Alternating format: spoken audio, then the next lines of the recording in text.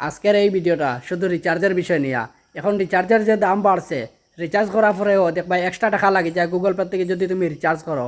কিন্তু এই অ্যাপস থেকে যদি তুমি রিচার্জ করো তো তোমার কোনো এক্সট্রা টাকা লাগতো না, উল্টা তুমি কমিশন পাইবাই। আর এই কমিশন দিয়া তুমি আবার রিচার্জ করতে পারবাই।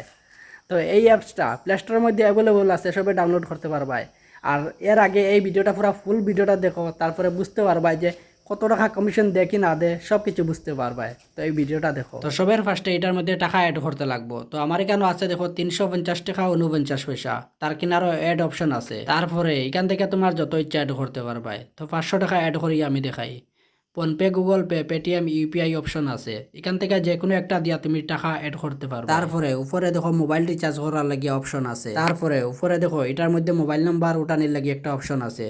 তো এখন এটার মধ্যে আমার মোবাইল নাম্বারটা দিমু। আর মোবাইল নাম্বার দেওয়ার পরে এখানেও দেখো একটা অপশন আইছে যে আমি কত টাকা রিচার্জ করতে চাই, সব কিছু ডিটেলস আই গেছে এখানেও। তারপরে আমি 349 টাকা রিচার্জ ওটা মারছি, কারণ ওই রিচার্জটা হইলে আমার হয়ে যায়।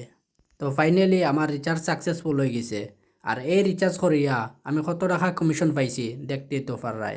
আর প্লে স্টোর থেকে ডাউনলোড করো পে টু ব্যাগ, আর সবে রিচার্জ করো আর কমিশন পাও।